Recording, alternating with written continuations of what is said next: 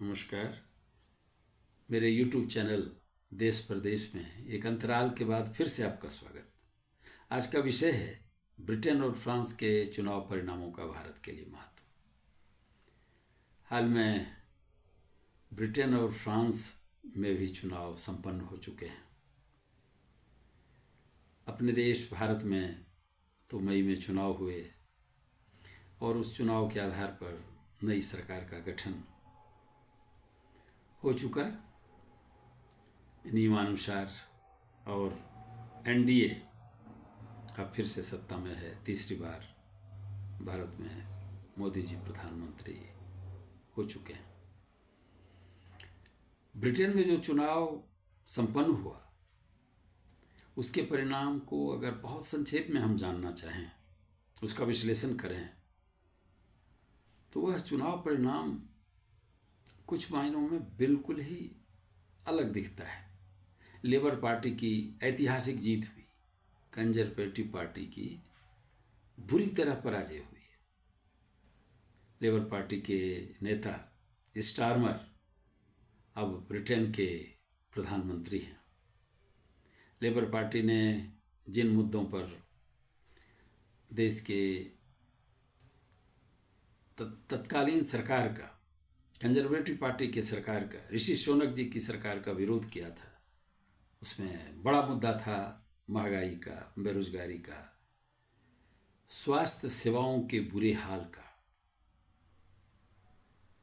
और labour party को जनता ने व्यापक समर्थन दिया। मतलब महंगाई के मुद्दे को, बेरोजगारी के मुद्दे को, बढ़ती महंगी होती स्वास्थ्य सेवाओं के मुद्दों को, शिक्षा के बढ़ते महंगाई को, शिक्षा के क्षेत्र में महंगी होती हुई शिक्षा को आम लोगों ने एक सबसे खास महत्वपूर्ण मुद्दा माना। लेबर पार्टी में भी उसके भीतरी अगर राजनीति की हम बात करें तो वो भी अपने आप में एक मायने रखती है। जिस लेबर पार्टी के नेता को विद्रोही करार कर जर्मी कोर्बियान को पार्टी से निष्कासित कर दिया गया था, क्योंकि लेबर पार्टी के भी अंदर वो राष्ट्रीय और अंतर्राष्ट्रीय क्षेत्र में अपनी एक खास नीति की, खास समझ की बात करते थे। चाहे वो इजराइल और गाजा में चल रहे युद्ध में इजराइल को तुरंत हथियारों की सप्लाई को रोकने की बात करें, फिलिस्तीन को मान्यता की बात करें, और ब्रिटेन में एक बड़े सुधार की बात करें। उन्हें निष्कासित तो कर दिया गया लेबर पार्टी से, लेकिन अपने क्षेत्र में उन्होंने लेबर पार्टी के आधिकारिक उम्मीदवार को पराजित किया। इसका भी एक मायने है कि ऐसी नीति जो दुनिया में ब्रिटेन की चल रही नीतियों का पूरे रूप में विरोध करती है, उसका भी समर्थन ब्रिटेन की जनता में बढ़ता जा रहा है। उसी तरह फ्रांस में जो चुनाव हुए तो मध्यमार्गी कहे जाने वाले मैक्रो की पार्टी तो दूसरे नंबर पर रही, लेकिन जॉन ल्यूक के नेतृत्व में जो न्यू पॉपुलर फ्रंट था, जो वामपंथियों का एक संगठन था, गठबंधन था, उसकी बड़ी जीत हुई। स्पष्ट बहुमत तो नहीं मिला, लेकिन सबसे बड़ी पार्टी के रूप में जॉन ल्यूक की पार्टी आई।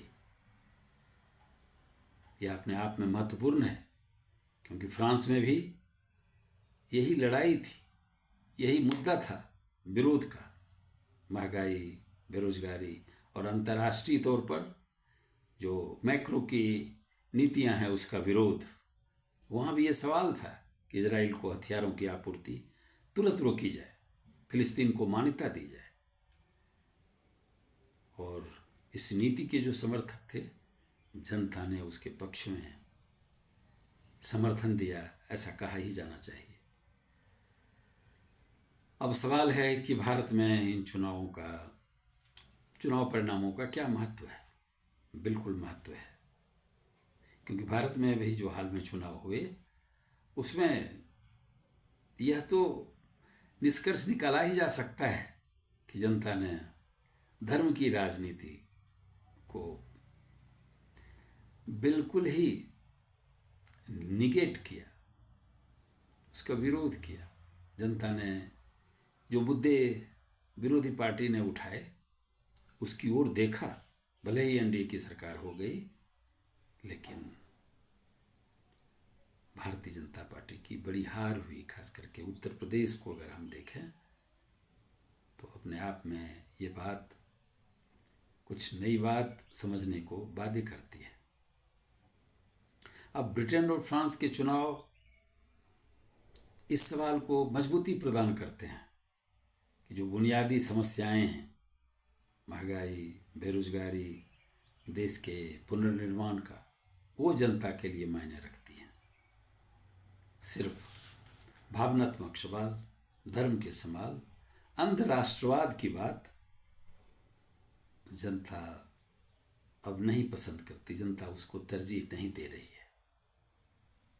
भारत में हुक्मरानों को, जो सत्ता में दल हैं, उनको भी ये समझने की ज़रूरत है और विरोधियों को भी ये समझने की ज़रूरत है।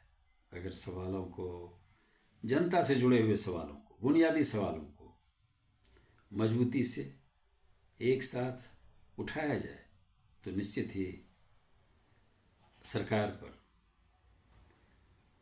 दबाव डाला जा सकता है और सरकार को जनता के पक्ष में ऐसे फैसले लेने के लिए बाध्य किया जा सकता है जो जनता की बुनियादी सवालों के, बुनियादी समस्याओं के समाधान से जुड़े हुए हैं। इस वीडियो में इतना ही। अगर आपको ठीक लगा तो आप इसे लाइक करें, चैनल को सब्सक्राइब करें। धन्यवाद।